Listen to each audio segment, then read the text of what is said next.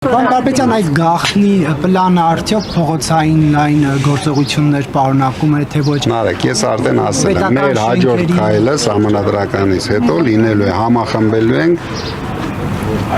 ընդդիմադիր ուժերի։ Այդ քայլը կասեմ, հիմա համախմբելու ենք։ Դրանից հետո կլինի հաջորդ քայլը։ Դուք տեսնեք, միշտ հնարավոր է շատ ենք հանդիպելու այստեղ, դրա համար միշտ հնարավորություն էլի, քանի որ ռուսական աջակցության այս պատմությունը հասավ սահմանադրական դատարան եւ դատավորներից մեկը ակնարկով հասկացրեց, որ Ռուսաստանն էլ փաստացի աջակցել է քաղաքական ուժերից մեկին, ըստ երևույթին հավանաբար։ Ձեզ նկատի ունելով թե ուղիղ էլ ասած, կարծեմ, այդ աջակցությունը միֆ է, իրականություն է, ինչի մասին են խոսում բոլորը։ Դե դուք ներկայ եք եղել ամբողջ process-ին, դուք տեսել եք ինչ որ աջակցություն, գոնե ամենամինիմում աջակցություն։ Ռուսական անձնագրովը ընտրություններին մասնակցողը դուք չէիք Վլադիմիր Պուտինի նշած, որ ասեց ունենք քաղաքացիներ եւ կուզեինք, որ իրենք մասնակցեին։ Նիկոլ Փաշինյանի հետ հանդիպման։ Ես գիտեմ Վլադիմիր Պուտինը ինչ է ասել, ում է նկատի ունեցել։ Լուրեր չեք նայում։ Ես լուրեր նայում եմ, տեսել եմ ինչ է ասել Վլադիմիր Պուտինը, բայց ում է նկատի ունեցել։ Քանի հոգու գիտեիք ընտրություններին մասնակցող, որ նաեւ Ռուսաստանի անձնագիր ունեն, պարոն Կարապետյան։ Միայն մեր կուսակցությունից երևի մի 20 հոգի ունեն։ Ռուսական անձնագիր եւ նրանք տեխնացուներ էին։ Ոչ։ Ես էլ տեխնացու չեմ։ Պարոն Կարապետյան, Եվրոպայի կողմից աջակցության խոսքը եւ Ռուսաստանի Դաշնության նախագահի կողմից հավասար պայմաններ ստեղծելու մասին, այսպես խոսքը հավասար նժարների վրա պետք է դնել։ Գիտեք ինչ։ Մենք պետք է հայ ժողովրդի ասածները նժարի վրա դնենք։ Հիմա տարբեր երկրներ տարբեր հայտարարություններ են անում։ Դրանից մենք Հայաստանը եւ հայ ժողովուրդը ամեն օր տուժվում է։ Այսինքն ինչի համար մենք պետք է գնահատական տանք եվրոպական երկրների ղեկավարների հայտարարություններին, Ռուսաստանի ղեկավարների հայտարարությանը, մենք պետք է նշանակության տանք հայ ժողովրդի ընտրությանը։ Եվ պարոն Կարապետյան, հենց այս համատեքստում դատարանում եւ դատարանից դուրս ես նկատեցի, որ պարբերաբար նայում եք հեռախոսի էկրանին, որտեղ ձեր թորնիկի լուսանկարն է։ Ինչ ապագա եք երազում ձեր թորնիկի համար։ Պայծառ ապագա։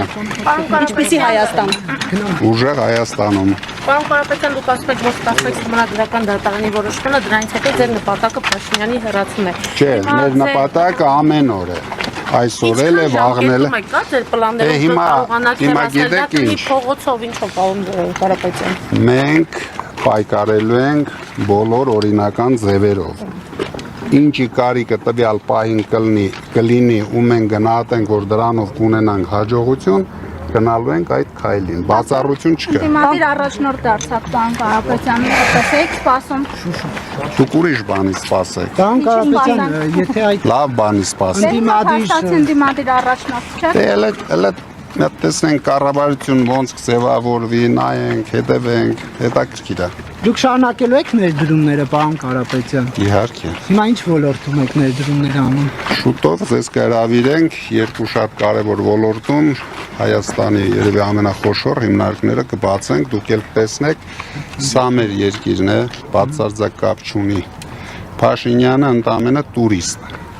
Ինքը կա, չկա, մեզ համար նշանակություն չունի։ Մենք ամեն օր ամեն ինչ անելու ենք։ Քիչ էլի Հայաստանում ապրել։ Դե հիմա կտեսնենք։ Կարևոր ապագայում ով շատ կապրի։ Նիկոլ Փաշինյանը Ծառուկյանի Արարատ ցեմենտ է, կարծես ուզում խլի հերթով պետականացում է ընդդիմադիրների այսպես ընկերությունները հիմա Նիկոլ Փաշինյանը ոչ մեկից ոչ մի բան չի կարողանալու խլի։ Ժամանակավոր ոգևորություն։ ցեմենտն է, պարոն Կարապետյան։ Հեծը խլելա։ Ասում վերցրեցին արդեն։ Դե վերցրեցին, գնացեք նայեք էցի վիճակը։ Վերցել են, տեսեք ինչ է կատարվում հետո։ Խողովակներ են Ռոմանով Պետրոսյանը, մալուխներ եւ էլեկտրալարեր մեզ թողել։ Ինչ արել։ Խտած էլեկտրալարեր։ Պատկերացնում եք մեզ ինչ էին թողել, բա իրեն գիտեին մի հատ Mercedes-ա կանգնած նստելու են ու քշեն։ Դե տեսան ինչ էինք մենք ստացել, բայց մենք իրենց թողել էինք շատ նորմալ վիճակում։ Հիմա գնացեք նայեք։ Պարոն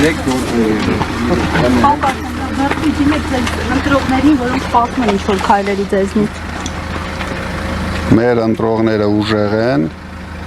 իրենք իրենց քայլը կանեն, երբ դրա կարիքը լինի, դուք մի կասկածեք։